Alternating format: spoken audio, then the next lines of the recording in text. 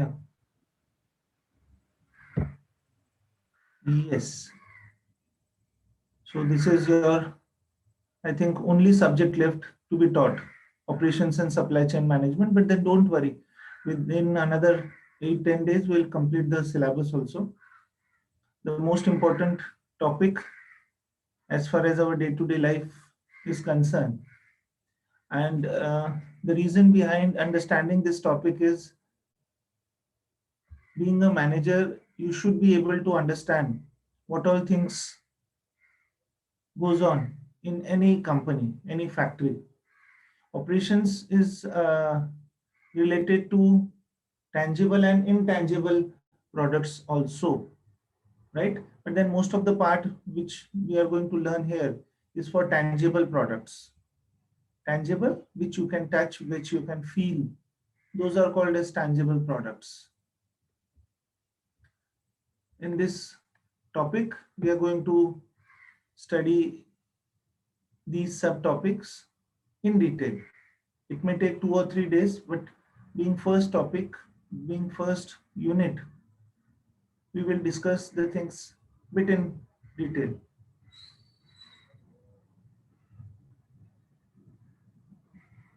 Yeah, but have you ever given a thought, whenever we use any product, may it be bike, may it be toothpaste, may it be brush, may it be shaving cream, may it be chappal, may it be your clothes. Have you ever given a thought how it is manufactured and how it reaches to your doorstep when you order it through Amazon, Flipkart, or how it reaches the shop or the mall from where you have purchased those products or those goods? Have you ever given a thought?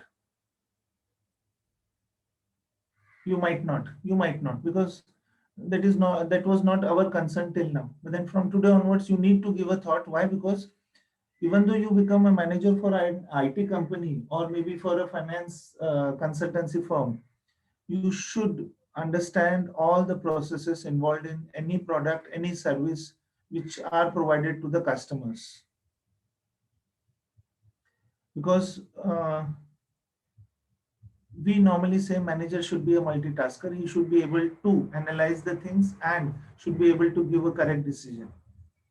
In next semester, we will study decision science also, where manager gets help from different subtopics of decision science.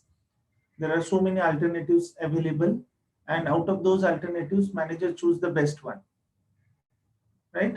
That is decision science. Here also, once you start understanding bit of finance, bit of marketing, bit of IT, bit of operations and supply chain, bit of HR, then you start understanding the complete processes of any organization.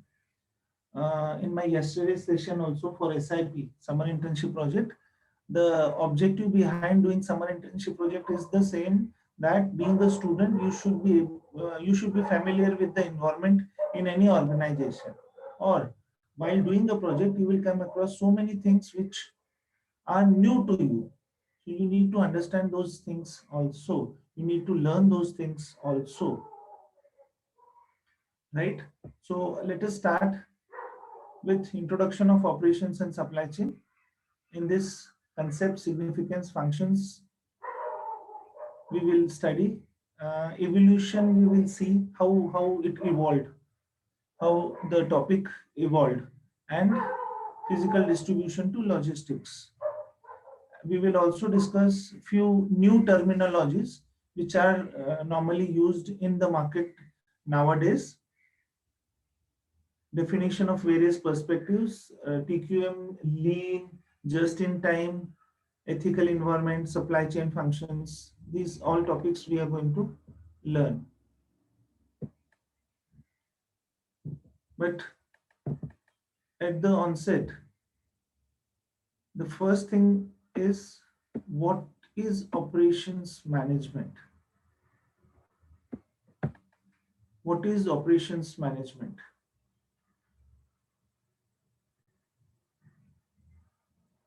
Operations management is converting the input into output. So taking care of this process, we put raw material on the machine, and many times we directly get final product, or many times we arrive at work in progress, which we call it as WIP. But then the planning behind this, the coordination behind this, the controlling of all the activities behind this conversion is called as operations management. So if someone asks you what is operations management, then you need to say planning, coordination, and control of all the activities concerned with conversion of inputs into output. Simple, simple. Planning, coordination, and control. So you plan, you coordinate, and you complete that activity through regular assessments, through regular controlling. So input consists of raw material, energy, labor, machinery, and other productive resources. We may call it as 4 M's: man, machine, material, and money. But money we do not uh, as such convert into any product. So money is utilized to buy the raw material, to give salaries to labor, and to pay the fixed costs. These inputs are transformed into output through appropriate system design, planning, and control.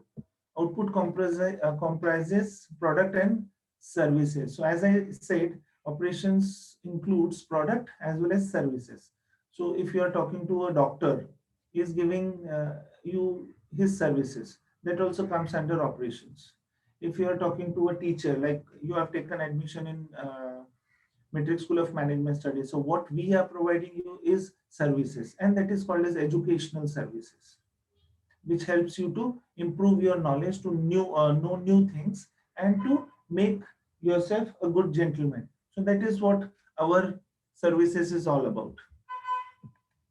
But the way I was explaining this topic right now is or was not the same earlier. Was not the same earlier when humankind started doing all these things.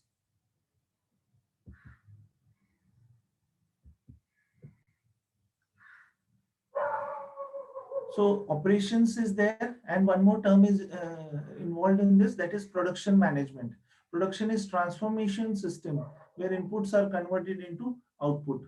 So this conversion, this is manufacturing process, production process, where tools are kept, where machines are utilized, where human manpower or maybe manpower is utilized, right? Their skills are utilized to convert these things into product of our requirement, of our requirement. I hope my voice is clear.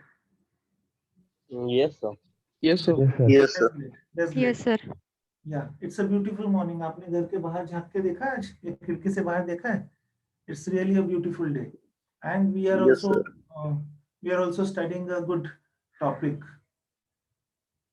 So operations management is there. Under that, production management comes. Production management takes care of the transformation process, जो बीच में आता है. It starts from, आपके यहाँ से देखा जाए तो input, process, output. तो ये बीच का जो प्रोसेस हम लोग कह रहे हैं, this is production management. Production involves step by step conversion of one form of material into another through chemical mechanical processing to create or enhance the utility of the products or services. आप लोगों ने काफी बार short movies देखे होंगे जिसमें, या फिर YouTube पे भी आपने काफी सारे कंपनीज देखे होंगे, या फिर काफी सारे एड्स में दिखाया जाता है. If you regularly watch how do they do it on Discovery Channel, तो उसमें भी काफी सारी मशीनरी दिखाई जाती है, how the processing takes place और how the transformation takes place in any factory. They show it in detail.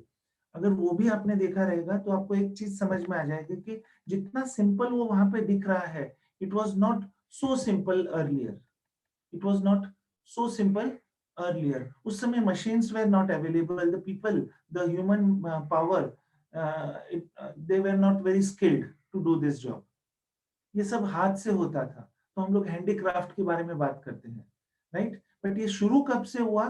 तो you can see it all started from 1770. तब हम लोग उसको कहते हैं industrial revolution. Why we call it as industrial revolution? क्योंकि पहले घर घर में लोग अपने हाथों से कुछ जरूरी चीजें बनाते थे और उसको बार्टर सिस्टम से बेचते थे. बेचते थे मीन्स नॉट एग्जैक्टली बेचते थे, बट वो एक्सचेंज करते थे. जैसे अभी for example, I am a teacher, so I am giving you, or I'm teaching your kids. I'm teaching your kids, or I'm teaching you all. So in turn, what you will give me is, you will give me someone will give me wheat, someone will give me jowar, someone will give me vegetable, someone will give me something else. So in that process, everything was handmade. Machines were not at all involved. Machines were not at all involved. But then suddenly, all of a sudden, 1770, people started realizing the need for machines. Everything happened abroad, like not in India, because majority of the people or scientists from abroad, they started putting their brain into machines, right? So if you see, this is just a short slide where in 1911, mass production, interchangeable parts, division of labor took place. We will discuss all the points in detail. Human relation movements, 1920 to 1960. Why we call it as human relation movements? Because here we started talking about the skilled labor. They also come to know that if we do something repeatedly, जैसे अभी मैं ये session ले रहा हूँ, and if I have taught this topic 100 times, then this becomes very easy for me to teach, right? Similarly, अगर आप bike चला रहे हो तो आगे आप बाइक जब चलाते हो तो उसके बाद धीरे धीरे आप बाइक के ऊपर चलाते समय मोबाइल भी यूज करने लग जाते हो. But then remember initial days when you started learning bike, आपको लगता है आप एक सेकंड के लिए भी अपना ध्यान इधर उधर करते थे? आपका पूरा ध्यान क्लच कैसे दबाना है और गियर कैसे चेंज करना है और स्पीड कैसे बढ़ाना है या फिर how to balance the bike, इसके ऊपर रहता था. But slowly slowly you learned it and you captured all the skills to drive a vehicle. और अब ऐसा है कि आप कान पे मोबाइल लगा के एक हाथ से भी बाइक चलाते हैं.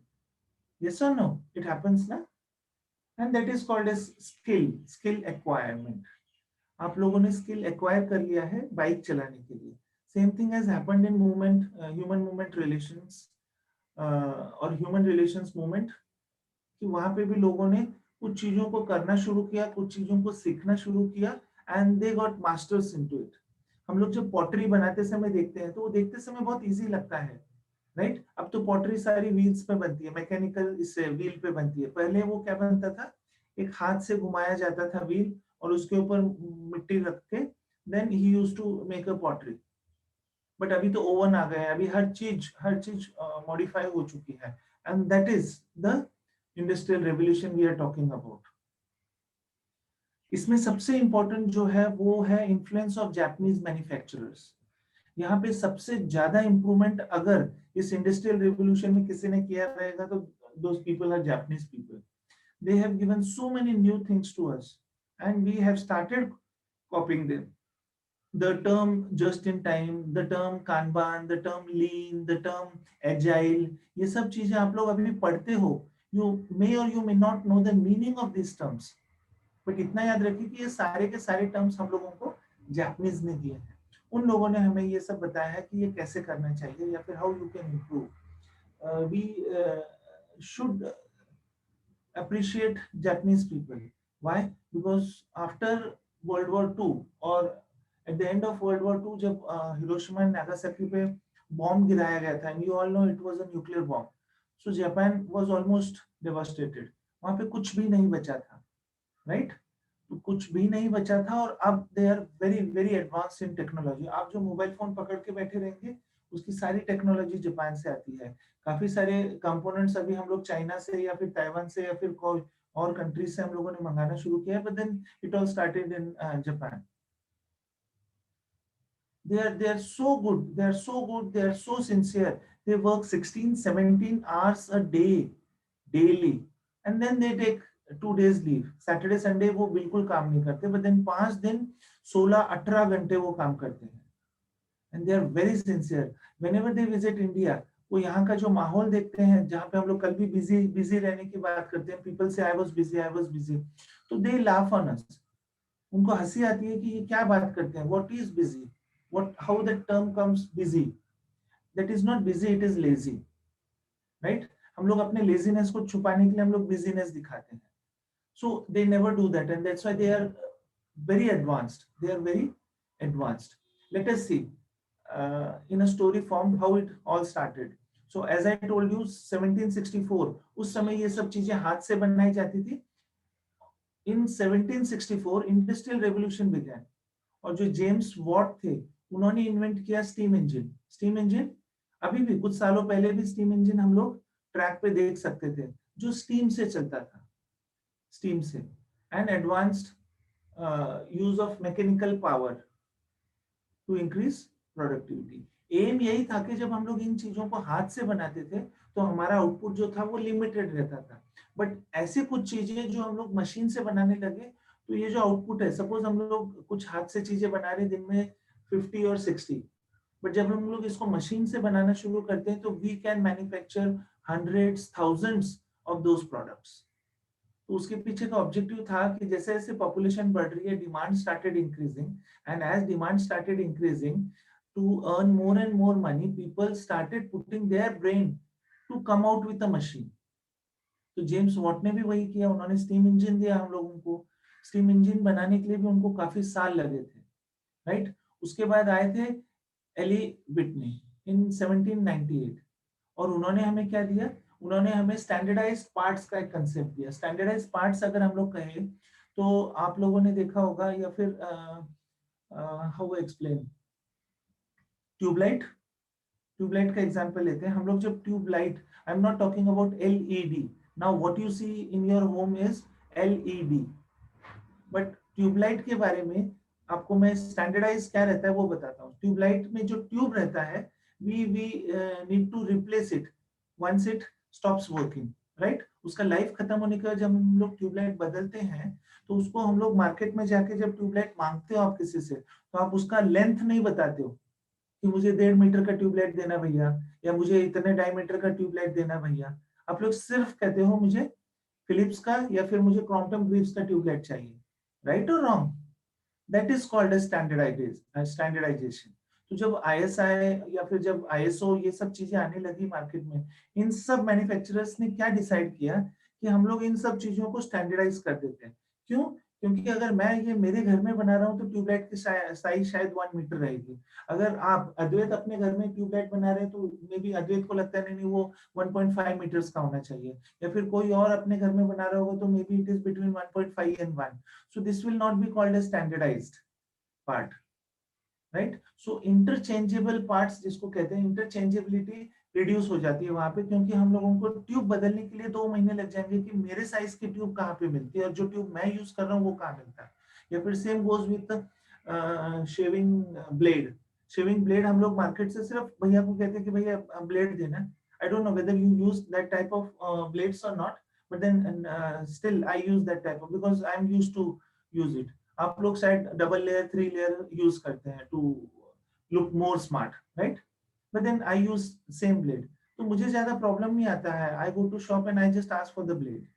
बस मुझे ब्लेड का ब्रांड बताना पड़ता है, वो मुझे दे देते हैं और वो ब्लेड हमेशा मेरे रेजर में फिट बैठता है. ऐसा कभी नहीं हुआ कि वो ब्लेड उसमें बैठ नहीं रहा या फिर ब्लेड का साइज बड़ा है या ब्लेड का जो पैरामीटर है वो काफी ज्यादा है. ऐसा कभी नहीं हुआ, राइट. सो एली विट ने हमने हम लोगों को एक कंसेप्ट दिया कि हम लोग अगर एक ही टाइप के पार्ट्स बनाए और वो वर्ल्ड वाइड बनाए तो इंटरचेंजेबिलिटी बढ़ जाएगी और लोगों का जो प्रॉब्लम है वो कम हो जाएगा.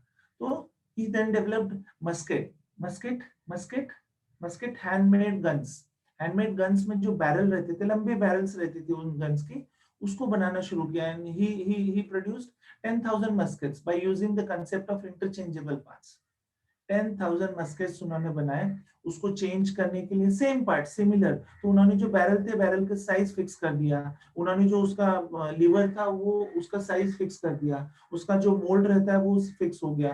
तो ये सारी चीजें फिक्स होने लग गई और उसको हम लोगों ने क्या कहा, स्टैंडर्डाइज्ड पार्ट.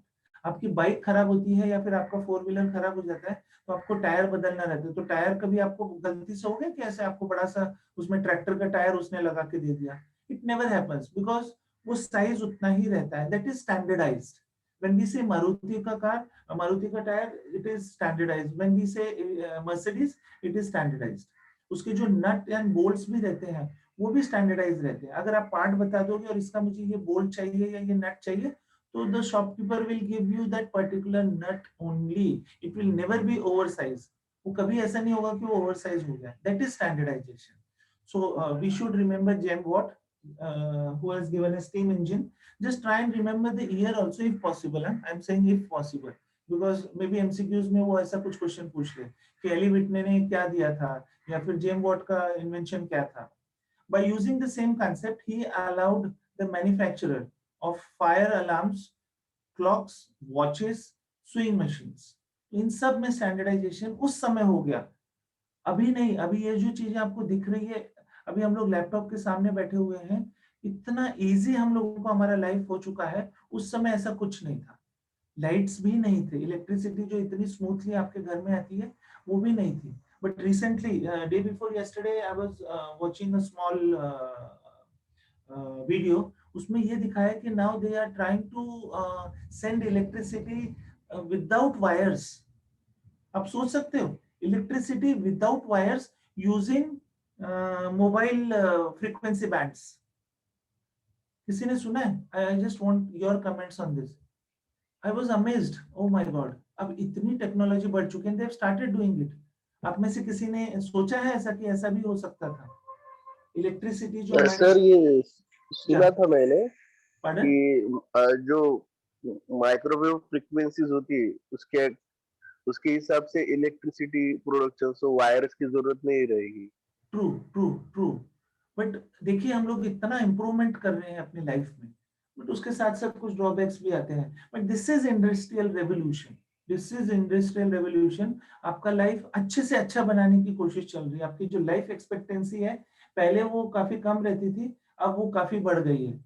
हम लोग अगर बात करें 1947 से लेके अभी तक की लाइफ एक्सपेक्टेंसी, तो कल न्यूज़पेपर में मैंने ये देखा था, आर्टिकल देखा था, उसमें they have shown life expectancy, they have shown the improvements since 1947 till now. उसमें लाइफ एक्सपेक्टेंसी उस समय 37% थी, अभी वो 68% हो चुकी है. तो इतना इंप्रूवमेंट हो चुका है. ये सब चीजें किसी ना किसी के कंट्रीब्यूशन से हुआ है. लेट अस सी रिचर्ड ने क्या कहा था. Richard has invented first train.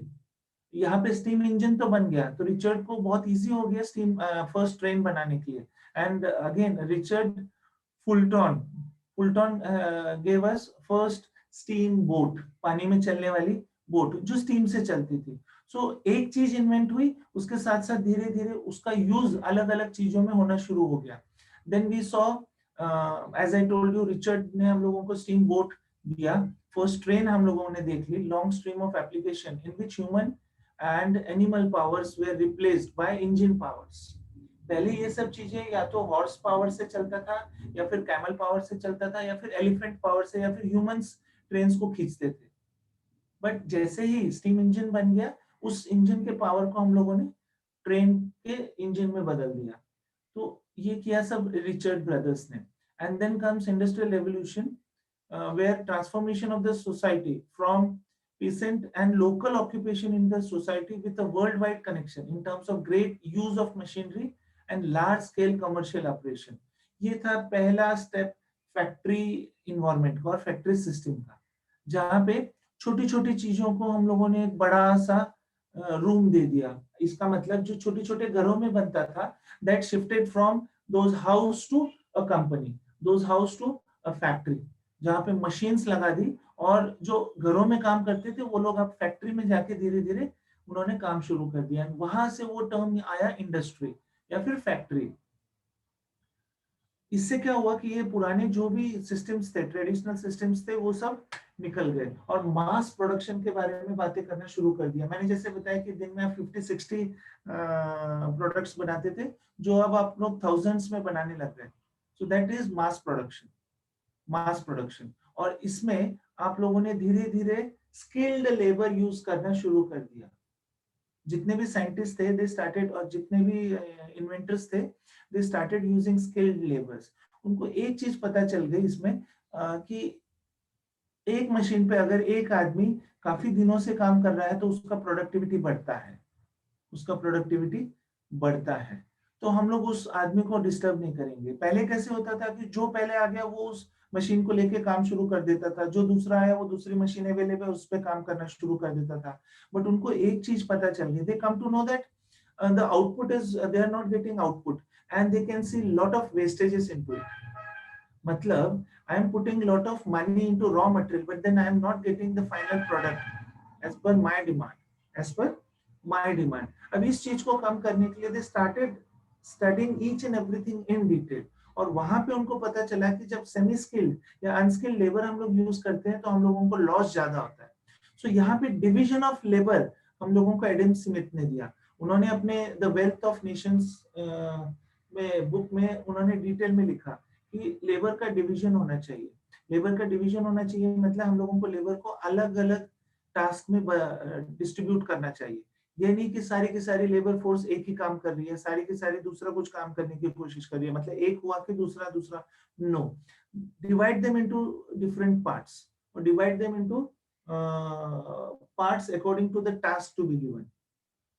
वो शुरू हुआ इन 1776, राइट. सो अब डिवीजन ऑफ लेबर हो गया, मतलब हम लोगों को एक स्किल और एक्सपीरियंस का मतलब समझ में आ गया.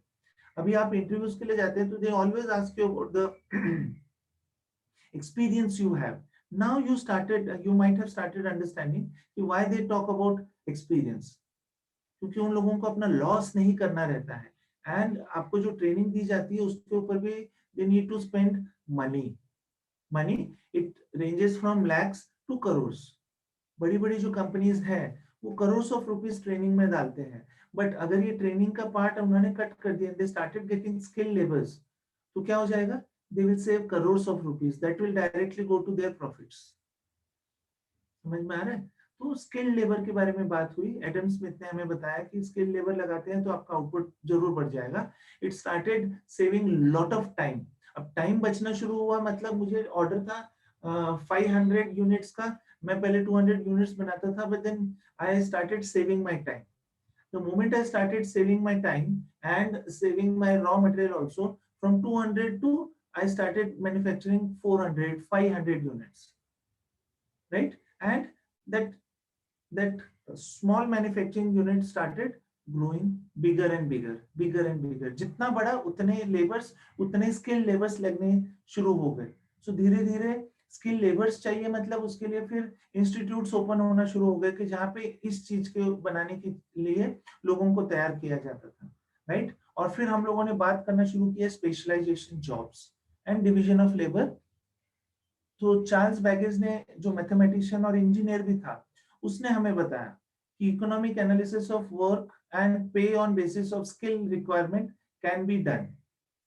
मतलब हम लोग जो काम करते हैं, time study and motion study उस समय पिक्चर में आने लग गए. What is time study? Time study means जो भी लेबर कंपनी में आता है, तो सपोज 8 o'clock अगर मॉर्निंग शिफ्ट शुरू होता है, 8 to 4 अगर हम लोग मान के चलते हैं, तो the moment he reaches 8 o'clock in the company, उसका हर एक चीज का टाइम स्टडी किया जाता है, राइट. कि उसको कौन सी चीज बनाने में कितना टाइम लगता है, या फिर एक प्रोडक्ट जो है वो कहाँ से कहाँ जा रहा है, उसमें कितना टाइम लग रहा है, हर एक चीज का नोटिस किया जाता है. जहाँ पे वेस्टेज दिख रहा है उसको कम करने की कोशिश की जाती है. इस टाइप से टाइम हम लोग ज्यादा से ज्यादा बचा सकते हैं. सो that is time study. And motion study is the labor is moving from one machine to another machine. He is lifting that product, he is keeping it somewhere, again he is getting the raw material, putting on the machine again. तो ये जो movement है, suppose next room में मेरा raw material रखा, machine is there, so every time that labor has to go. Suppose he get a basket of 10 raw material, 10 small work in progress part, वो लेके आया 10 को, 10 उसने किया, वापस वो गया, बास्केट भरा, वापस वो लेके आया, वापस गया, वापस आया. तो ये जाने आने में जो टाइम जा रहा था उसको मोशन स्टडी कहते हैं. उसका स्टडी किया गया. And then they started keeping all the machines, all the raw material, all the WIP near that machine only. इससे टाइम कम होने लग गया. अब तो लेटेस्ट ऐसा है कि ये सब रखने की भी जरूरत नहीं है. Automatically the machine starts feeding it. हम लोगों ने जो अभी कन्वेयर बेल्ट्स रहते हैं उसके ऊपर से ऑटोमेटिक आना शुरू हुआ. यहाँ पे मशीन है, कन्वेयर बेल्ट से यहाँ पे प्रोडक्ट आ रहा है. I am picking it up, I am keeping it, picking it, keeping. यहाँ पे मेरा एक भी सेकंड वेस्ट नहीं हो रहा है. I hope you are understanding. So this is industrial revolution we all are talking about. ये आप लोगों को समझना जरूरी है. जितना इजीली आप लोग अभी हर चीज देख रहे हैं, जितना इजी हम लोगों को ये सब लगता है, it was not so easy earlier. Right. अब जितना आप ज्यादा स्किल्ड हो, जितना आप लोग ज्यादा आउटपुट देते हो, सपोज अद्वैत देता है 200 आउटपुट और मेरा आउटपुट सिर्फ 100 यूनिट्स का है, तो Advait is more skilled than me, his skills are more payable. Why? Because he is giving double of my output. So maybe I'll get, उस समय तो सब ये पैसे पे और फिर आनास पे चलता था, बट अभी के इसमें अगर मान के चले तो if Advait is getting 5,000 rupees, so I'll definitely get 2,500 only, right? So पे बेसिस पे भी उसके ऊपर भी कैलकुलेशन शुरू हुआ. So I was talking about motion study, I was talking about time study, motion, time study and pay on the basis of skill requirement. Right? In earlier days of manufacturing, goods were produced using craft production, highly skilled worker conducting simple flexible tools to produce small quantities of customized goods. But जैसे ही Frederick Taylor ने हम लोगों को 1911 में principles of scientific management दिए, उसमें हम लोगों ने काफी ज्यादा सीखा कि ऑटोमेशन कैसा होना चाहिए. Then comes Frank Gilbreth, he gave us principles of motion economy, जो मैं अभी बता रहा था, time and motion. So motion economy मतलब how we can improve the economy of the production through motion study. Henry Gantt ने हम लोगों को गैंट चार्ट के बारे में सुना आपने, scheduling and charts, designing for systems. Next semester में जो हम लोग डिसीजन साइंस पढ़ेंगे उसमें हम लोग सीपीएम पर्ट पढ़ने वाले हैं, हाउ टू स्केड्यूल. जब हम लोग घर बनाते हैं या कोई भी ब्रिज बनता है तो ब्रिज बनने के लिए हम लोग स्केड्यूलिंग करते हैं कि 0 डे से या 0 टाइम से शुरू होकर ब्रिज को 2 महीने या 4 महीने लगने वाले हैं. तो इन सब चीजों में ये 4 महीने में ही प्रोजेक्ट खत्म होना चाहिए, अदरवाइज इट विल इनकर मोर एक्सपेंसेस. अगर आप लोग घर बना रहे हो और घर को बनाने के लिए अगर 10 साल लग गए तो सोच के देखिए कि आपको कितना लॉस हो जाएगा. दैट्स व्हाई नाउअडेज घर बनाना है means it is a matter of 6 months. कोई भी बिल्डिंग आप लोग 5-6 महीने में देखते हो कि 11-12 स्टोरी खड़े हो गए हैं, राइट. सो इतना फास्ट हर चीज हो गया है. All these are just to improve the profits. हम लोग कुछ भी बना रहे हैं, think of it, the ultimate goal, the ultimate requirement is what? It is profits. It is profits. कुछ भी हम लोग कर रहे हैं प्रॉफिट्स. अब प्रॉफिट्स तो मुझे मिलना शुरू हुआ, ये सब शुरू कैसे होता है वो मैं बताता हूँ. जैसे अभी I am sitting here, I started getting profit of maybe 1 lakh rupees per month, right? 1 lakh, okay, 1 lakh. But then how much I'm investing every month? I'm investing 2 lakhs. So मेरा 1 लाख अभी भी बच रहा है जो raw material, WIP, finished goods में अटका रहता है. What I started doing, मैंने लोगों से डायरेक्ट ऑर्डर लेना शुरू कर दिया, जहाँ से अभी जो हम लोग Amazon और ये सब बात करते हैं. तो मेरा ये इनकम जो था, monthly income, that increase to 1.5 lakhs. Why?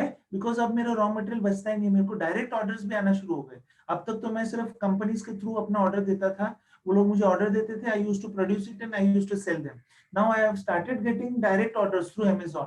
तो मेरा और भी आउटपुट अब मुझे 1.5 हो गया. आई स्टार्टेड थिंकिंग कि no 1.5 is not enough, I want 2 lakhs और 2.5 lakhs.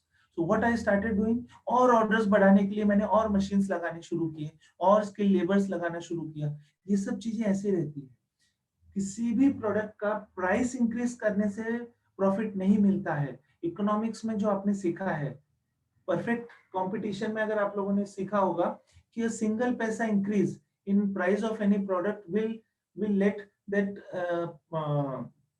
demand for that product fall down to zero. It means सब्जी खरीदने जब आप जाते हो, स्पेशली गर्ल्स, मेल्स भी जाते हैं, मतलब मैं खुद जाता हूँ सब्जी खरीदने. तो आप बॉयज में अभी तक I don't know whether you have started going और नॉट. अद्वैत कभी गए थे? ओमकार कभी गए थे सब्जी खरीदने? Yes, sir. Yeah. So Yes, that sir. is Yes, sir. example. Yeah, that is the example of pure competition. Yes, Perfect competition तो अभी दिखता ही नहीं है. ये आपने इकोनॉमिक्स में शायद पढ़ा होगा, right? So pure competition में what we see, जब वेजिटेबल वेंडर्स बैठे रहते हैं, suppose I want to buy methi और I want to buy carrot, right. तो कोई एक मुझे कैरेट का जो ये बंच है वो मुझे दे रहे हैं, या फिर केजीज में अगर बेच रहे हैं तो it is 20 rupees KG. But बगल में अगर 15 रुपीज केजी मिलेगा तो I will not buy from 20 rupees वाली मौसी, I will buy it from 15 rupees वाला भैया. मैं उनसे लूंगा और वो मैं यूज करूंगा, right. So that is what pure competition. अगर ये भैया ने 5 रुपए कम कर दिए, मतलब पूरे मार्केट में जितने भी वेजिटेबल वेंडर्स थे उन लोगों को अपना प्राइस कम करना ही पड़ेगा, नहीं तो सारे के सारे लोग वो भैया से खरीदने लग जाएंगे। और भैया तो अब लेके आए हैं ट्रक, अगर वो ट्रक बेचने लगे और मैं इंतजार करूं कि भैया का ट्रक पूरा खत्म हो जाएगा उसके बाद मैं अपने कैरेट्स 20 रुपीज में, वो मौसी सोचेगी then I will start selling my vegetables, तो मौसी दिन भर में कुछ नहीं बेच पाएगी और शाम को मौसी को वो कैरेट या तो घर लेके जाने पड़ेंगे या तो फिर वो फेंक देना पड़ेगा, right? That is pure competition we talk about. So यहाँ पे अपना प्रॉफिट बढ़ाने के लिए हम लोग प्राइस इंक्रीज नहीं कर सकते, जैसे मौसी ने किया था 15 से उन्होंने 20 कर दिया, उनको लगा कि ज्यादा मुझे आज प्रॉफिट मिल जाएगा। यहाँ पे क्या करना पड़ता है, कोई भी प्रोडक्ट में अगर आपको प्रॉफिट चाहिए तो उसका उसका रॉ मटेरियल कॉस्ट, उसका जो कॉस्ट है, कॉस्टिंग जो है वो कम करना पड़ता है। नाउ कॉस्टिंग में भी दो चीजें आती है, one is fix cost and another one is variable cost. Variable. या फिक्स कॉस्ट आप लोग टच नहीं कर सकते, you can not touch fix cost क्योंकि वो फिक्स्ड रहते हैं, the name itself implies it is fixed. Fix cost के बारे में हम लोग बाद में बात करेंगे, बट वेरिएबल जो कॉस्ट रहते हैं उसको हम लोग कंट्रोल कर सकते हैं। अब ये वेरिएबल जो कॉस्ट है उसमें होता कैसे है कि आपने रॉ मटेरियल खरीदा, अब रॉ मटेरियल अभी तक आप ये भैया से खरीदते थे, आपको कैरेट का कुछ जूस बनाना था तो सॉरी मौसी से खरीदते थे जो 20 रुपए में देती थी। अब रॉ मटेरियल के लिए आपने, अगर आपको पता है कि आपको प्रॉफिट बढ़ाना है तो रॉ मटेरियल का कॉस्ट कम होना चाहिए, तो अपने रॉ मटेरियल का कॉस्ट कम करने के लिए you started searching for new vendor, you started searching for new seller, वहां पे आपको भैया दिख गए and you started buying it from भैया, राइट? मंथली या फिर डेली आपको 100 केजी से 200 केजी ऑफ कैरेट लगते थे, आपका कुछ जूस प्लांट था उसके लिए, तो आपने हर एक रॉ मटेरियल, हर एक केजी के पीछे 5 रुपीज बचाना शुरू किया। This 5 rupees saved is directly your profit. What is it? This is directly your profit. अब ये रॉ मटेरियल आपने ला के रखा, जिस रूम में रखा वहां पे बहुत गंदगी थी, और उससे होता कैसे था कि अगर मैं 100 केजी रॉ मटेरियल रोज खरीदता था तो उसका 5 केजी रॉ मटेरियल मेरा वेस्ट हो जाता था, राइट? इट मीन्स 75 रुपीज मेरा रोज लॉस होता था। अभी 75 रुपीज को लॉस बंद करने के लिए मैंने क्या शुरू किया, मैंने उस रूम को क्लीन रखना शुरू किया, मैंने वहां पे एक रेफ्रिजरेटर रख दिया जिसमें, या फिर मैंने कूलर्स लगा दिए जिससे मेरे कैरेट्स खराब नहीं होते थे, तो मेरे ये 75 रुपीज बच गए। ये जो 75 रुपीज बचे that is directly my profit. Profit. समझने की कोशिश कीजिए, तो ये वेरिएबल कॉस्ट कैसे कम करते हैं। आप लोगों ने पहले की bikes I am so sorry, you might have seen ambassador car, देखिए ambassador कार। Yes sir. हाँ, Yes, sir. कभी कभी कभी फिजिकली और भी देखने का मौका मिले तो उसके पास जाइए and just try and touch the body और the roof of Ambassador. It is heavy steel, it is heavy steel. उसको बजा के देखोगे तो भी आपको टन टन टन ऐसा आवाज आएगा। And just check your own 4 wheelers roof और उसको बजा के देखिए, you will immediately come to know the difference. अब जो बनते हैं हम लोग उसको एबीएस के बारे में बात करते हैं, एबीएस प्लास्टिक से हर चीज बनना शुरू हो गई है। आपके जो बम्पर्स बनते हैं वो सारे एबीएस प्लास्टिक रहते हैं, जितने भी डेकोरेटिव पार्ट्स आपके कार के आगे पीछे लगे रहे हैं वो सारे के सारे प्लास्टिक्स हैं। और पीओपी, प्लेटिंग ऑन प्लास्टिक की जो टेक्नोलॉजी है उससे उसको डेकोरेट किया जाता है। Service car. Pardon? Service car. I am talking about Ambassador and the cars which are available in the market now. Okay sir. कोई भी कार, अभी आपके पार्किंग में जाइए, पार्किंग में जो भी कार का बम्पर आप देखोगे उसको भी आप दबा के देखोगे, व्हाइट कलर रहता है, जो भी कलर कार का रहता है उसके, वो that is plastic, that is completely plastic. आपको वो कब समझ में आता है कि ये प्लास्टिक है, जब आपकी गाड़ी का एक्सीडेंट हो जाता है और बम्पर या तो फिर बेंड हो जाता है या तो टूट के बाजू में आ जाता है, दैट इज अ प्लास्टिक। और एम्बेसडर का देखोगे तो you can see a steel, heavy steel, shining steel का उसका बम्पर दिखेगा आपको आगे और पीछे, राइट? पूरी बॉडी स्टील की बनी है। स्टील काफी महंगा रहता है, तो हम लोगों ने जितना स्टील का कंजम्पशन कम किया उतना ही मेरा प्रॉफिट बढ़ना शुरू हो गया। हम लोग कोलगेट के बारे में बात करते हैं। कोलगेट पेस्ट हम लोग मॉर्निंग में यूज करते थे जब मैं छोटा था, तो that paste used to come in aluminium foil, aluminium की जो ट्यूब रहती थी उसमें आता था, अब वो आता है प्लास्टिक में। ये डिफरेंस आपने नोटिस किया है नहीं किया है, but that is the difference. अब ये प्लास्टिक में क्यों आता है? बिकॉज एल्यूमिनियम महंगा है, राइट। तो value engineering and value analysis के बारे में हम लोग इसमें भी देखेंगे, वो भी एक इंडस्ट्रियल रेवोल्यूशन का पार्ट है। तो उन्होंने वैल्यू एनालिसिस करना शुरू किया कि अगर 10 रुपए हम लोग एल्यूमिनियम के इसमें इन्वेस्ट कर रहे हैं और हम लोग इसको 50 रुपए में बेचने की कोशिश कर रहे हैं, तो हम लोगों का प्रॉफिट कम हो रहा है। So start using 2 rupees plastic, तो आपके 8 रुपीज बच गए, that is your profit, that is directly profit to the company. That is value analysis and value engineering. So हर चीज धीरे धीरे रिप्लेस होना शुरू हो गई। अभी आप लोग अपने बाइक के व्हील्स देखते हो, जो लेटेस्ट व्हील्स आ रहे हैं, we call it as alloy wheels. देखे आपने alloy wheels and then disc brakes. Yes, sir. हाँ, पहले ये सब होता था स्पोक्स में, अभी भी काफी सारे व्हीकल के व्हील्स जो है वो स्पोक्स में आते हैं, बट अभी धीरे धीरे it is replaced by alloy wheels. वो स्ट्रेंथ ज्यादा देता है, बट उसमें स्टील कम यूज होता है। Alloy means it's a mix of different metals. तो प्योर स्टील जब हम लोग यूज करते हैं, still you manufacture it from carbon. तो कार्बन को जब हम लोग कंप्रेस करते हैं तो वो स्टील बनता है। मतलब हम लोग आयरन के जो ओर रहते हैं, ओर से हम लोग उसको स्टील में बदलने की कोशिश करते हैं, but then amount of carbon increases, it becomes steel. जो हम लोग घर में बर्तन यूज करते हैं उसमें कार्बन ज्यादा रहेगा तो स्टील बन जाता है वो। It is again iron, but उससे हम लोग उन्होंने स्टील बनाया। ये जो स्टील है, ये जो प्रोसेस है, ये बहुत महंगा पड़ता है, इसीलिए they started coming out with alloy wheels. अभी गाड़ियों का जो वेट रहता है, आपने जुपिटर देखा होगा और आपने होंडा एक्टिवा देखा होगा, पुराना होंडा एक्टिवा मॉडल अगर देखोगे तो जो पार्ट्स है उसके, वो सारे के सारे बहुत हेवी है, मेटलिक पार्ट्स है। Now Honda Activa again they have started competing with Jupiter has already taken market of Honda Activa.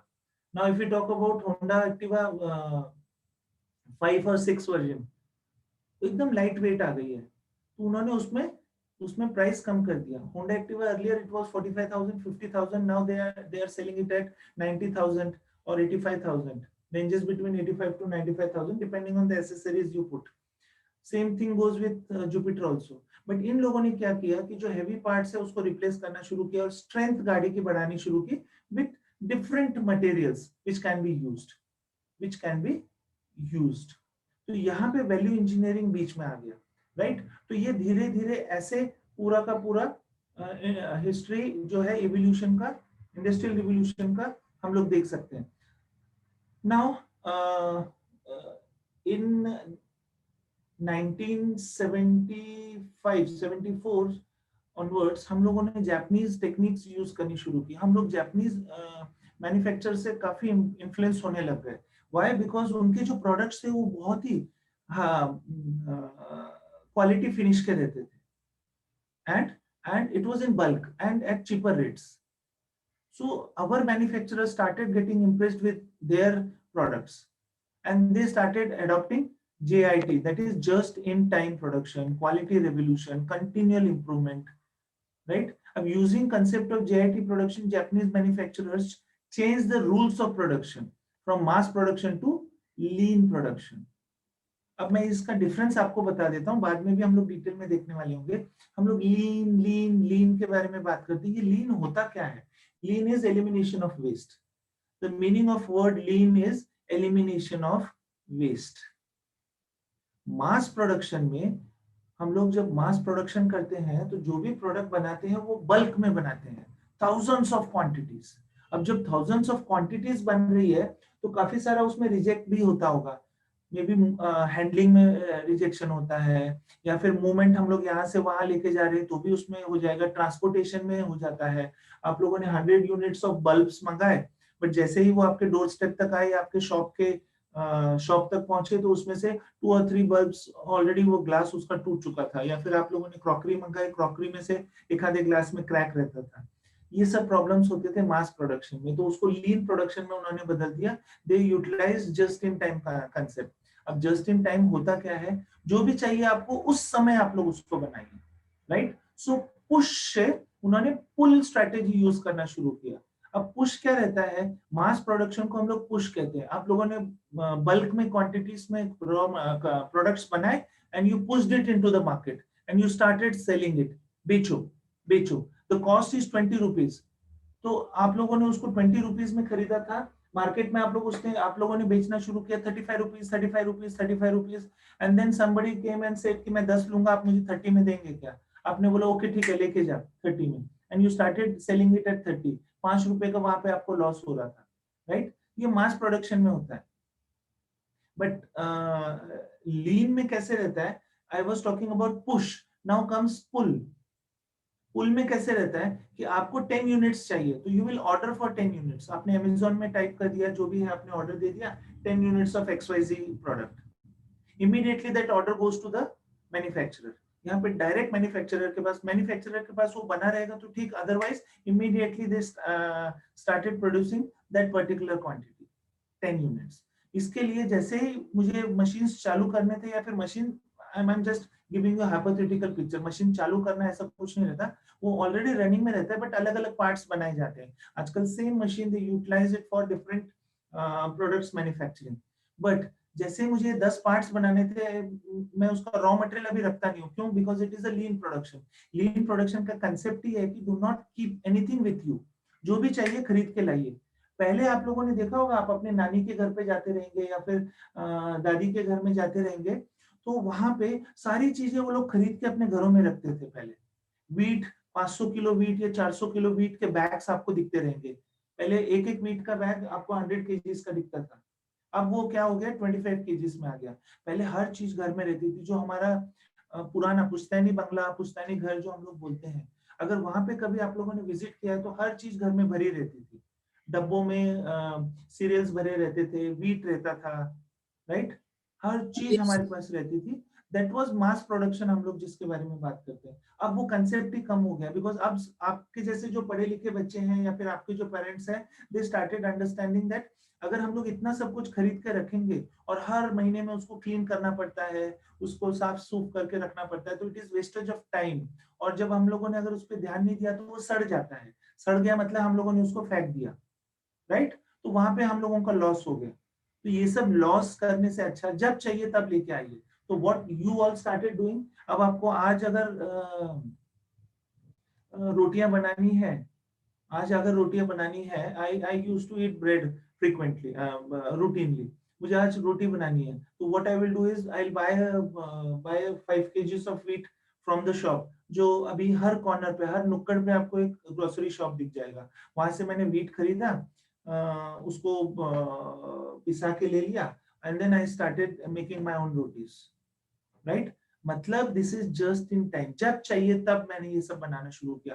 Companies ने भी यही करना शुरू कर दिया। उनको जब रॉ मटेरियल चाहिए तब उन्होंने फोन किया, मुझे इमीडिएटली रॉ मटेरियल चाहिए। अब ये इमीडिएटली का जो कंसेप्ट आया, उसकी वजह से जो वेंडर्स थे बड़े बड़े कंपनीज के, उनको अपनी अपनी फैक्ट्रीज कहाँ शिफ्ट करनी पड़ी? कंपनीज के पास उनको अपना अपना गोडाउन या अपनी फैक्ट्री शिफ्ट करनी पड़ी। इसका मतलब क्या हुआ कि जहाँ पे एक कंपनी रहती थी, एक बड़ी सी फैक्ट्री रहती थी, उसके पास ही सारी कंपनियां बननी शुरू हो गई। तो हम लोग इंडस्ट्रियल बेल्ट के बारे में हम लोगों ने बात करना शुरू किया। हम लोग अगर भोसरी में जाते हैं तो हम लोग इंडस्ट्रियल बेल्ट देखते हैं, राइट? देखते हो ना आप लोग भोसरी में, पिंपरी में, ये सारे इंडस्ट्रियल बेल्ट है, क्योंकि वहां पे जो कंपनीज है वो पास पास में, and they have started following just in time. अगर रॉ मटेरियल मैं ला के रखता हूँ मेरे पास, तो आई am investing may be lakhs of rupees into it. और फाइनेंस के जितने भी स्टूडेंट है, they can understand the concept of working capital. अब ये जब मैंने खरीदा 10 lakhs का रॉ मटेरियल मैंने ला के रखा, और जब ऑर्डर आएगी तब मैं बनाऊंगा, तो ये 10 lakhs के ऊपर मेरा जो इंटरेस्ट है वो तो मेरा लॉस हो रहा है, राइट? और मेरा Yes. जो what you call it is working capital है, that is also blocked, that is also blocked. तो ये सब चीजों को मुझे फ्री करने के लिए I started adopting JIT, and I have requested all my vendors to put their plants near my company. तो जो भी है आप लोग अपने जो भी गोडाउन्स है वो या तो मेरे कंपनी के बगल में रखिए या पास में या फिर एरिया में रखिए जहां से मिलेगा। तो आप लोगों ने जैसे ही पुणे से आप बाहर जाते हो तो आपको सारे सारे वेयर हाउसेस दिखते हैं, राइट? आप लोग अगर नगर रोड पे जाओगे तो दोनों साइड पे आपको बड़े बड़े वेयर हाउसेस दिखेंगे। देखा है आपने कभी? ये ऑब्जर्व किया है? वेयर हाउसेस, वहां पे वो लोग अपने रॉ मटेरियल ला के रख देते हैं वेंडर्स। और जैसे ही कंपनी में, जैसे अभी पिंपरी में या चाकन में या फिर भोसरी में किसी को कुछ चाहिए तो फोन किया तो इमीडिएटली यहाँ से वो प्रोडक्ट वहां पे within half an hour 1 hour निकल जाता है।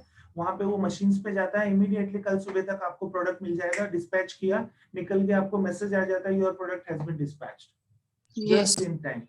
Just in time, this is just in time. इससे हुआ क्या कि जो अभी तक पड़ा हुआ bulk raw material, finish goods, WIP रहता था, वो पड़े पड़े या तो खराब हो जाता था या तो उसमें जो मेरा पैसा था वो वेस्ट हो जाता था।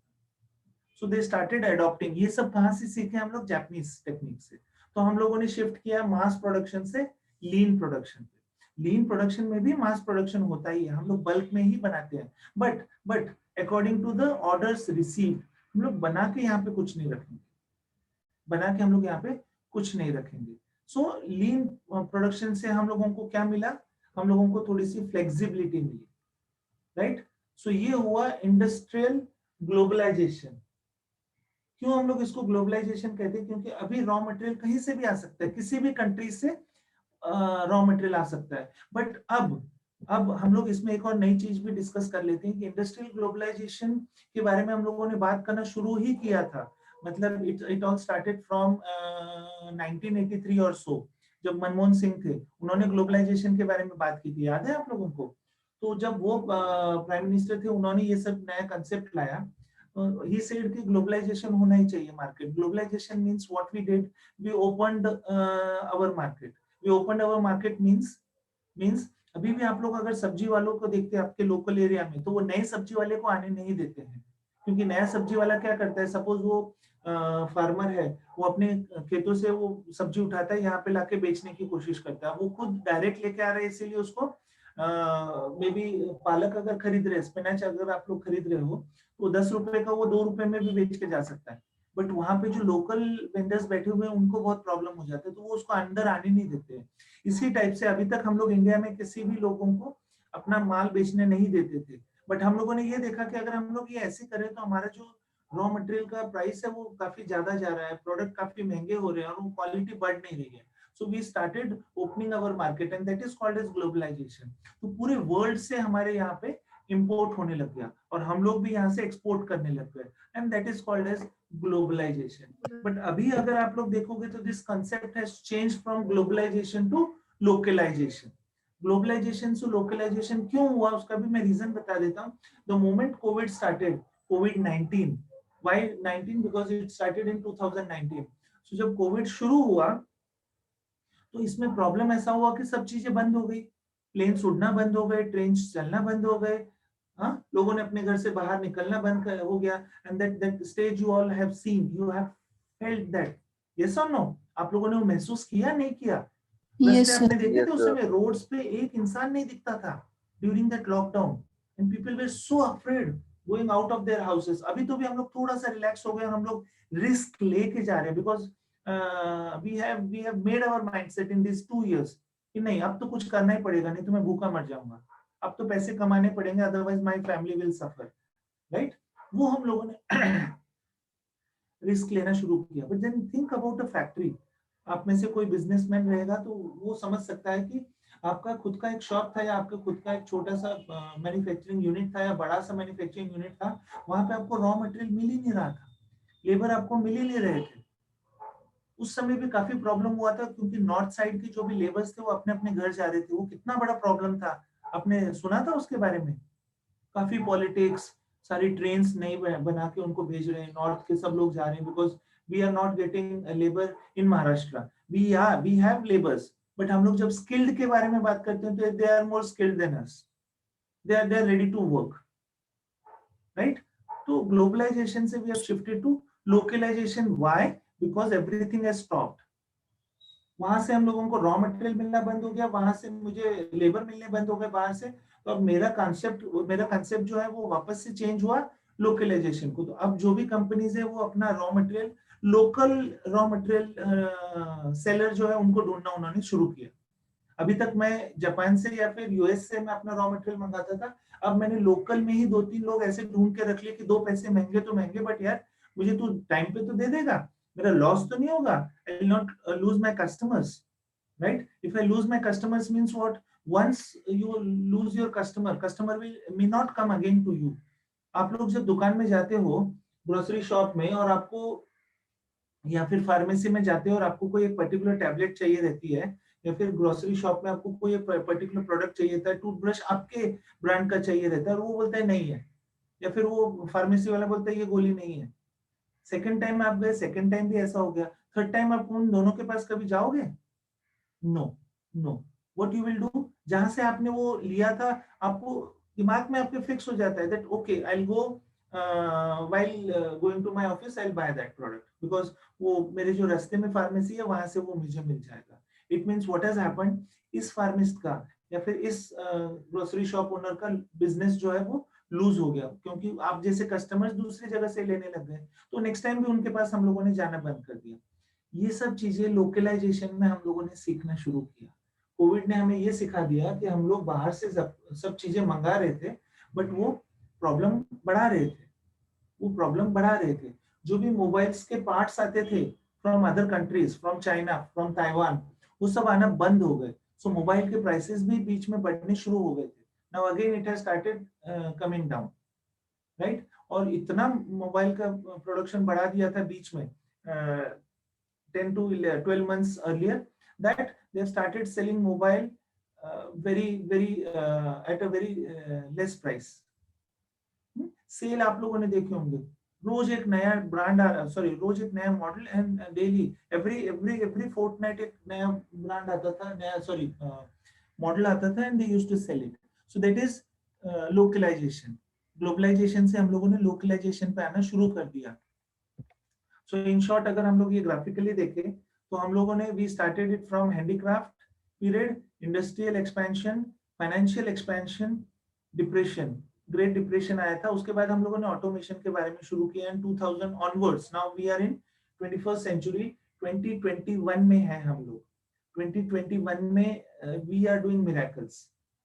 We are doing miracles means Advait अभी खुद बिजनेस एनालिटिक्स का सब्जेक्ट ले रहे हैं। बिजनेस एनालिटिक्स कभी आपने सोचा था कि एक सब्जेक्ट हो सकता है?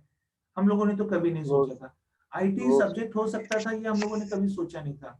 मैं आप लोगों को बता दूं, हम लोगों का जो फर्स्ट कंप्यूटर हमारे स्कूल में आया था, I was in INS Valsura, Jamnagar में। My father was in air force, so we used to travel 12 kilometres. जो ये बस देखते हो ना आप आर्मी की, यहाँ पे पुणे में बसेस रहती है, वैसी बस हमें स्कूल लेके जाती थी। मॉर्निंग 7 o'clock हम लोग बस में बैठते थे और 12 किलोमीटर दूर हमारा स्कूल था, INS Valsura, that was navy base, उसमें हमारा केंद्रीय विद्यालय था। तो यहाँ से हम लोग यहाँ पे जाते थे। मैं क्या बताने की कोशिश कर रहा था, that skipped out of my mind. 2021 या कंप्यूटर। तो हमारे स्कूल में कंप्यूटर आया था, और हमारे जो कंप्यूटर चलाने वाले सर थे उनका एक बेटा था देवांग मेहता बोल के। तो वो इतना हवा में रहता था because that computer was under his father's control. और उस कंप्यूटर रूम में जाने के लिए पूरा बड़ा सा रूम, क्लीन एसी लगा के रखे हैं, 2 एसी, मतलब पुराने टाइप के एसी, अभी लेटेस्ट एसी नहीं, पुराने एसी। और जब भी जाना रहता था तो आपको शूज निकाल के जाना रहता था। काफी बार तो हम लोगों को बोला जाता था कि अपने पैर धो के आप लोगों ने अंदर आना है। So we used to wash our legs also, hands also. कोई जर्म वो वहां पे नहीं चलता था, डस्ट नहीं चलता था, बिकॉज हीट होता था वो काफी।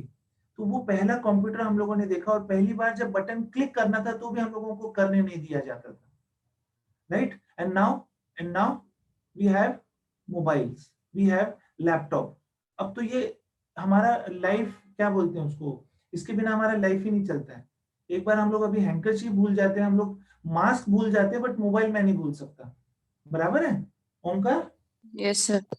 हाँ, सब लोग राजी होंगे कि आप लोग मोबाइल नहीं भूल सकते। मोबाइल भूल गए कि oh my God, you started shivering, oh something is missing, मेरा लाइफ ही खत्म हो गया मोबाइल नहीं है तो।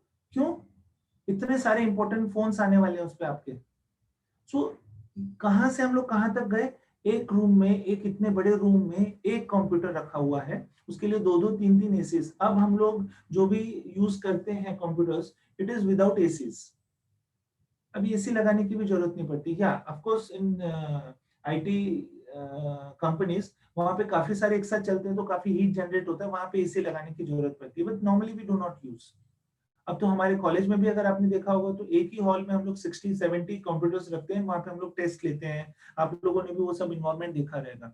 सो from where to where we have reached, this is industrial revolution. ये चीज का मुझे आप लोगों को पिक्चराइजेशन देना बहुत जरूरी था, that's why we took complete time in this, discussing this, right?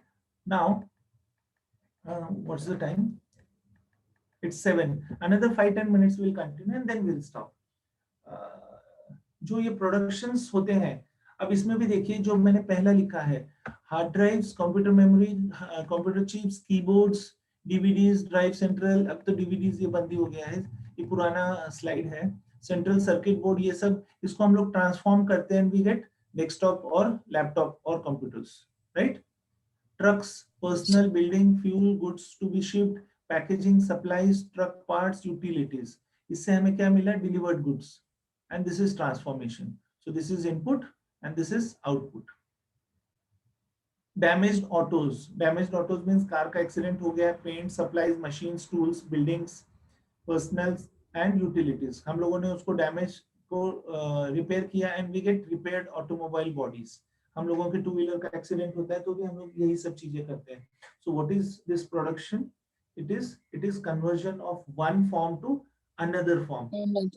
Non usable to usable form. ये चीज हम लोगों ने सीखी है ऑपरेशंस में. ऑपरेशंस का एक पार्ट है प्रोडक्शन, राइट? या let us make this as last slide. Role of operations manager. काफी स्टूडेंट्स ने इस बार OSCM लिया है. इस बार for the first time I think 11 students are there for OSCM. अभी तक 2, 3, 4 लेते थे. Now what is the role of operations manager? He has to plan, he has to organize, he has to staff, lead and control, right? अब plan में क्या planning करना है? कल someone has asked me a question about layout. So planning में layout भी आता है. Prepare production plan, planning for extra capacity for rush.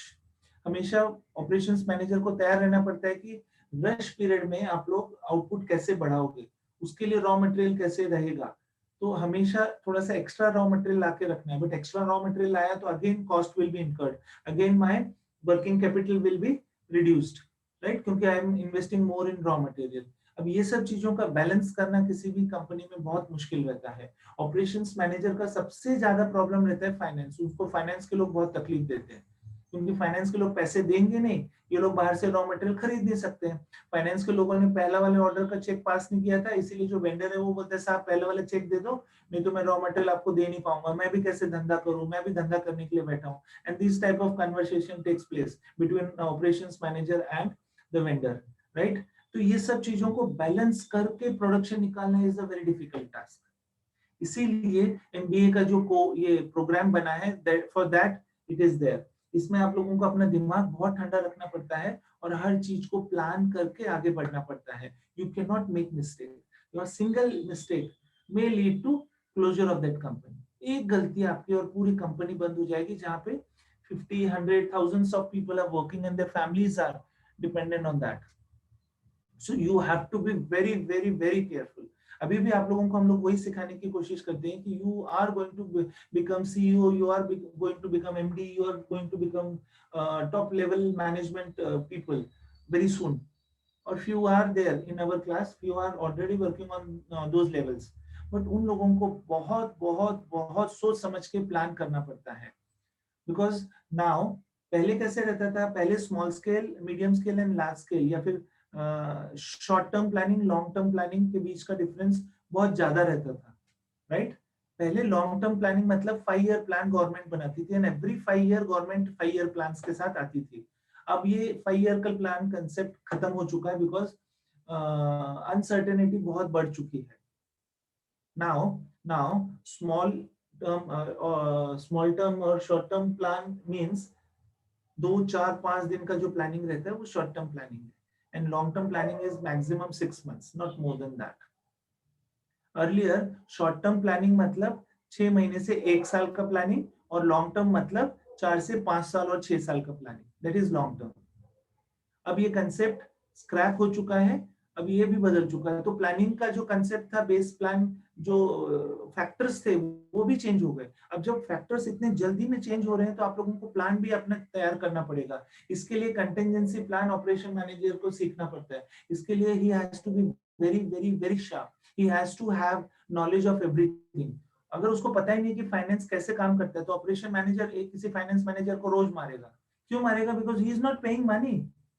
अरे तू पैसा नहीं देगा वेंडर को तो वो मुझे माल नहीं दे रहा, मेरा माल नहीं बन रहा है, मेरा पूरा लोग बैठ के है, मेरे मशीन्स बंद है, and that type of fights will happen. But when he starts understanding कि no, फाइनेंस मतलब इतना इजी नहीं है, फाइनेंस में भी फाइनेंस जनरेट करना, फिर ये वर्किंग कैपिटल का जो फंडा है वो समझना, ये सब चीजें आप लोगों को फर्स्ट सेम में हम लोगों ने क्यों सिखाया, इकोनॉमिक्स क्यों सिखाया, now you might have started understanding कि ये सब चीजें फर्स्ट सेम में क्यों है। अभी जो सेकंड सेम में सब्जेक्ट्स हैं वो उसके एक हायर लेवल के हैं, so you have understood the environment in the factory, and now higher level is more specialized thing, means you have taken admission specialization as marketing, finance, operations, BA and HR, right? अब ये आप लोग सीख रहे हो, but पहले तो आप लोगों ने सारा बेस सीखा जो मिक्स ऑफ ऑल था। अब यहाँ पे स्पेशलाइज जैसे आपने सीखना शुरू किया, now we are talking about one more step, that is SIP, summer internship project. तो ये जो प्रोग्राम बना है वो इस टाइप से बना है कि you should understand the intricacies of planning, organising, staffing and control, right? So next comes is organise. Organise means लोगों को लाना, उनको ट्रेनिंग देना, मशीन्स को सेटअप करना, ये सब चीजें ऑर्गेनाइजेशन में आती है। Staffing with workers with required skill sets in adequate numbers, those who are in HR or those who are working as a recruiters, they know how difficult it is, they know how difficult it has become. अब BA business analytics में analytics के लोग मिलना बहुत कम हो गए market में, या फिर उतने अभी स्किल नहीं है। सो एनालिटिक्स के लिए आजकल मार्केट में सबसे ज्यादा पैसा है। अगर आप लोगों ने एड्स भी देखे होंगे तो जो भी एनालिटिक्स है they can very easily negotiate, because they have 10-15 companies in their hand.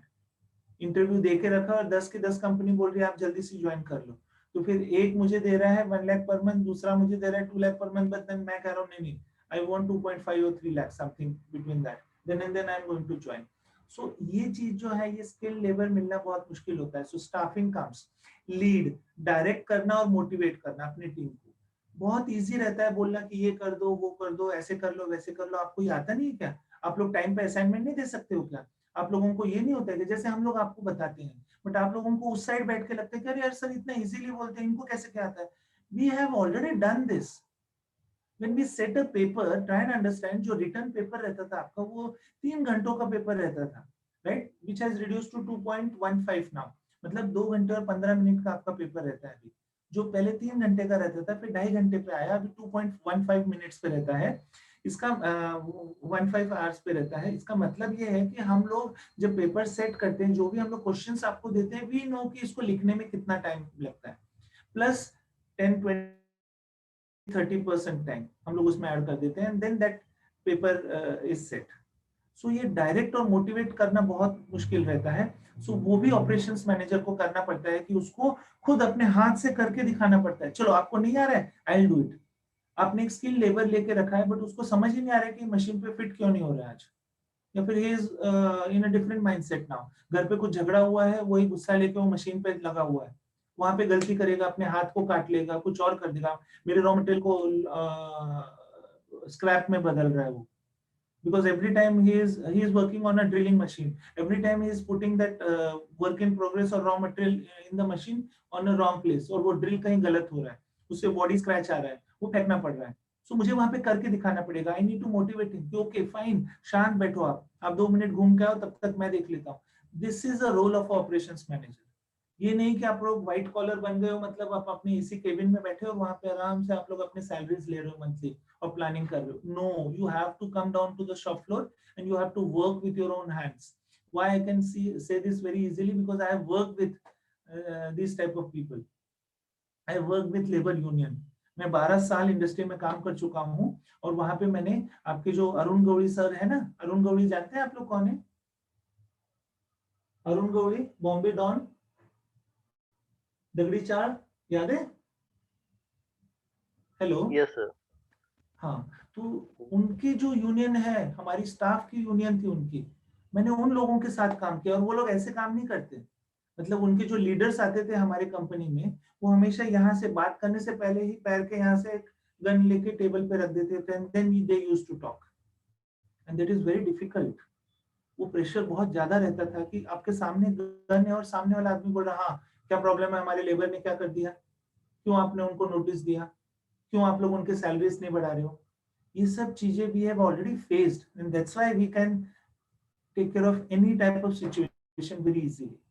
ये सब चीजें जैसे जैसे आप लोग सीखोगे, जैसे जैसे आप बड़े होंगे, तब आपको ये अपने आप आने लग जाएगा। And dealing with so many different people is very very very difficult. Machines को आप लोग आराम से संभाल सकते हो, but a human being with a brain, उसको संभालना बहुत मुश्किल होता है। Yes sir. हाँ, ये आपने देख लिया और आपको एक्सपीरियंस है, इसीलिए आप ये सर बोल रहे हो, कल भी देखा आपने। Very good. सो कंट्रोलिंग में क्या आता है, अभी कंट्रोलिंग में हम लोगों को हर चीज का मॉनिटर करना पड़ता है कि I have plan for 20 units in 1 hour, so 20 units बने हैं कि नहीं, उस क्वालिटी के बने हैं कि नहीं, और ये जिस प्रोसेस से जाने चाहिए all the processes are done और not. So whatever I have planned versus what is the actual performance, इन चीजों को हम लोग कंट्रोलिंग में रखते हैं कि ये ऐसे प्लान किया गया था और ऐसे बना है कि नहीं। So operations manager has to know all these things. Planning आना चाहिए, ऑर्गेनाइजिंग आना चाहिए, स्टाफिंग आना चाहिए, लीडिंग आना चाहिए एंड कंट्रोलिंग आना चाहिए, right? Fine. So I'll give the forum for you all, like any queries you want to ask or any situation which you want to share related to our topic, आप लोग share कर सकते हैं, या जो भी आपका व्यू है वो आप लोग यहाँ पे रख सकते हो। Please for another 5 minutes we'll discuss and then we'll stop. I hope you are enjoying the session. Yes, sir. Yes, sir. Yeah, thank you. Yes, कुछ पूछना है आपको या कुछ आपको शेयर करना है? आपने Sir, सब हाँ बोलिए। मास प्रोडक्शन को भी हम जस्ट इन टाइम हाँ बोलिए। बोल सकते हैं क्या? मास प्रोडक्शन को जस्ट इन टाइम बोल सकते हैं, बट उसके लिए जो भी रॉ मटेरियल, उसके लिए जो भी चीजें लगती है वो जस्ट इन टाइम अगर आप लोग मंगा रहे होंगे तो। आप समझ रहे हो मैं क्या बता रहा हूँ? Yes sir. हाँ, तभी वो जस्ट इन टाइम प्रोडक्शन रहेगा। Mass production is not just in time production. Mass production is different, just in time is different. हम लोग मास प्रोडक्शन को लीन मैन्युफैक्चरिंग में बदलने की कोशिश कर रहे हैं। अभी भी काफी सारे स्मॉल स्केल, अभी भी काफी सारे लार्ज स्केल कंपनीज इसमें लगे हुए हैं कि अपने अपने प्रोसेसेस बदलिए, अपने प्रोडक्ट्स को स्टैंडर्डाइज करने की अभी भी कोशिश चल रही है। रॉ मटेरियल मार्केट से जल्दी ला के उसको मशीन पे रख के उसको आप लोग ट्रेडिंग करते हैं। जस्ट एक एग्जांपल मैं आपको देता हूँ। You are in a trading business. Jayashree, आप क्या कर रहे हो, आप कोई चीज मार्केट से खरीद रहे हो, से कॉस्मेटिक्स। आपने कॉस्मेटिक्स से चॉकलेट्स आपने मार्केट से खरीदे, यहाँ पे आपने उसको रैप किया और आपने उसको मार्केट में बेच दिया। ये प्रोसेस जो है कंप्लीट, ये जितना जल्दी खत्म होगा, आपको नहीं लगता उतना जल्दी आपके हाथ में पैसे आएंगे? Yes sir. एग्जैक्टली। तो लीन में भी यही है। मास प्रोडक्शन में होता क्या था कि हम लोग रॉ मटेरियल हमने लाके रख दिया, 2 महीने का रॉ मटेरियल मेरे स्टोर्स में है, 2 महीने का। पहले का कंसेप्ट मैं बता रहा हूँ। 2 महीने का रॉ मटेरियल है, मेरा WIP 1.5-2 महीने का है और मेरा फिनिश गुड्स 2 महीने का है। इट मींस मेरा कितना वर्किंग कैपिटल इसमें अटका हुआ है। मतलब अब मुझे लेबर को देने के लिए पैसे भी नहीं है। जब तक ये फिनिश गुड जो 2 महीने का पड़ा है मेरे पास, वो मैं बेचूंगा नहीं। Till that I am not going to get money, right? Yes वो बोल रहा है कि क्रेडिट पे दो, 1 महीना क्रेडिट, मतलब 2 महीने का मेरे पास ऑलरेडी है। एक महीने का क्रेडिट मेरे कस्टमर्स ने लेके रखा हुआ है। मैंने अभी कुछ नहीं करना है, मैंने फिर अभी सिर्फ सुसाइड के बारे में सोचना है। No, they started putting lean manufacturing into the picture. इसमें क्या किया, ये 2 महीने का जो रॉ मटेरियल पड़ा हुआ है इसको कम करो। पहले 1 महीने पे लाओ, फिर 10 दिन पे लाओ, 2 दिन पे लाओ। मीन्स पहले खत्म करना। हाँ, रॉ मटेरियल को 2 दिन पे लेके आ गए, मतलब आपके पास 2 दिन चलेगा उतना रॉ मटेरियल है। आपका वर्क इन प्रोग्रेस 1.5 महीने का था, उसको आप लोग लेके आ गए 1 दिन पे, और आपका जो फिनिश गुड था वो आप लोग लेके आ गए 1 दिन पे। आप सोच के देखिए, you saved lakhs and crores of rupees in this। Yes sir. और ये लीन हो गया। लीन मतलब वेस्टेजेस। अब इसमें ट्रांसपोर्टेशन का भी वेस्टेज हम लोग पकड़ते हैं। I will discuss all the vestiges. आपके जो लेबर है वो बार बार वॉशरूम जाते हैं, that is also waste, time of waste. Time. या हम लोग उनको सैलरी दे रहे हैं। अगर आप मैं आपको 8 घंटे का सैलरी दे रहा हूँ, 2 घंटे तो आप वॉशरूम में ही जाते रहते हो, या 2 घंटे आप IT में हो तो कॉफी और कॉफी मेकर के सामने ही घूमते रहते हो, या गॉसिपिंग में ही लगे रहते हो। तो आपको हर चीज पे मॉनिटर किया जाता है, कैमरेज लगे रहते हैं ना, एंड दे मॉनिटर यू, जो लोग इसके लिए रखे रहते हैं दे डू इट। तो वहां पे वो लीन प्रोसेस इंक्लूड करने की कोशिश करते हैं। तो लीन का मतलब है वेस्टेजेस कम से कम करना। मशीन पे अगर कोई वेस्ट हो रहा होगा, ज्यादा से ज्यादा रिजेक्शन हो रहा होगा, उसको कम कर दो। ट्रांसपोर्टेशन, अगर ये मोबाइल का प्रोसेस मुझे यहाँ से उठा के इस मशीन पे रखना है, तो मैं पहले क्या करता था, ये मोबाइल मैंने उठाया, बास्केट में रखा, बास्केट दूसरे रूम में रखा, दूसरे रूम से तीसरे रूम में गया, वहां से फिर वो मेरे पास आया, then I took that from basket and I kept it on the machine. तो ये जो प्रोसेस था, यहाँ पे टाइम वेस्ट बहुत हो रहा था। सो दे इंक्लूडेड लीन इनटू इट। लीन से उन्होंने सारे टाइप के वेस्टेजेस कम कर दिए। कितने टाइप के वेस्टेजेस रहते हैं वो हम लोग कल डिस्कस करेंगे। There are 7 to 8 types of wastages in any Okay, sir. Factory. I understand. Yes, and that is lean. So mass production पुराने तरीके से रहेगा तो वो मास ही रहेगा, बट अगर वो नए तरीके से लेटेस्ट मशीन पे कन्वेयर बेल्ट से हर चीज है, तो हम लोग उसको लीन मैन्युफैक्चरिंग बता सकते हैं और जस्ट इन टाइम मैन्युफैक्चरिंग बोल सकते हैं। Yes, any other query? Mayura, आपको समझ में आ रहा है हम लोग क्या बात कर रहे हैं? Mayura, fine. How about Akshata, Omkar? You Yes, all sir. are with me? Very good. Yes, Any sir. any query? Yes, sir. Any query? Anything you want to know? कुछ जानना है आपको? फाइन, ठीक No, है। sir, आज right now, no doubt. Fine, आज दिन भर आप इसके बारे में सोच लीजिए। I'll try to send you the slides also. हम लोग अपने वेबसाइट पे स्लाइड रख देंगे, आप लोग उसमें से पढ़ लीजिए। कुछ भी प्रॉब्लम आता है तो कल आप मुझसे पूछ सकते हैं। But Definitely, sir. Industrial revolution का हिस्ट्री अगर हम लोग सिर्फ बात करने जाए तो 2 से 4 महीने ये हिस्ट्री चल सकता है। मतलब session on industrial revolution history और historical development of operations management हम लोग अगर बात करके चले तो ये 2 से 4 महीने तक ये पढ़ा सकते हैं। बट 1 घंटे में या हम लोगों ने 40-45 मिनट्स में इसको खत्म किया है। बहुत सारी चीजें हैं जो आप लोगों ने समझनी चाहिए, but because of time lag हम लोगों ने इसको रिस्ट्रिक्ट कर दिया है in one session. Fine, if no queries I'll call up this session. Yes, sir. Thank Yes, you, sir. sir. Yes, fine. Thank Have you, a sir. great Thank day. you, sir. Have a great Thank day. you, Thank you, sir. sir. Bye. Bye, sir.